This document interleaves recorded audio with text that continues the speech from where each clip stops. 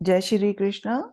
ओम श्री परमात्मने नमः। श्रीमद् भगवद गीता अध्याय 6 श्लोक नंबर 17।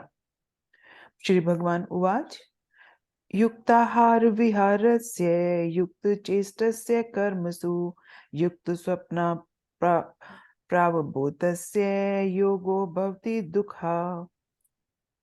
दुखों का नाश करने वाला योग तो यथा योग्य आहार विहार करने वाले का, कर्मों में यथा योग्य चेष्टा करने वाले का और यथा योग्य सोने तथा जागने वाले का ही सिद्ध होता है।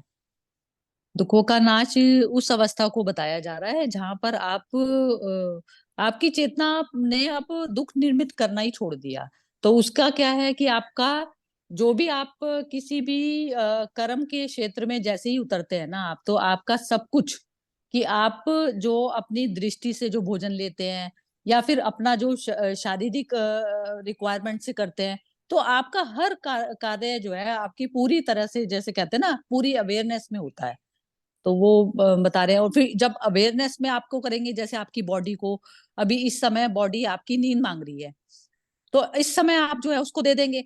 आप ये नहीं कहेंगे कि नहीं इसको जो है जगाना ही जरूरी है, क्योंकि आपकी बॉडी आपका साथ ही नहीं दे रही, उसको चाहिए अभी रेस्ट चाहिए। तो उसमें पूरी तरह से जैसे होती है कि आप जागृत स्टेट में, ऐसा होता है मनुष्य का शरीर और मन जो है पूरा उसके अपने कंट्रोल में होता है। तो इसलिए जो है वो योग बता रहे हैं कि योग सिर्फ उसी मनुष्य का सिद्ध होता है जिस मनुष्य की इंद्रिया और जो उसका जो शरीर और मन सब कुछ उसके अपने कंट्रोल में होता है।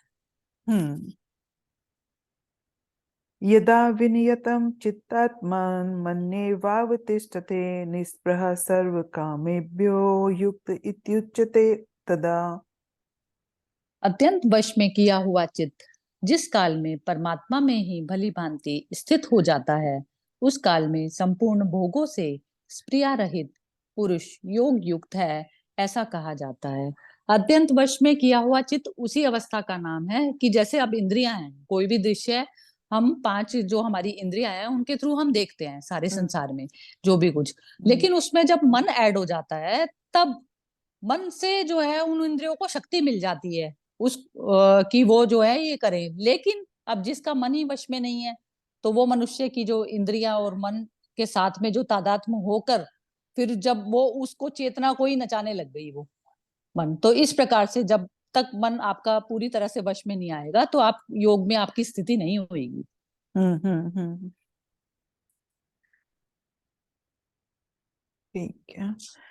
यथा दीपो निवातस्थो नेगन्ते सोपमा स्मृता योगिनो यत् चित्तस्य युज्यतो योगम आत्मनः।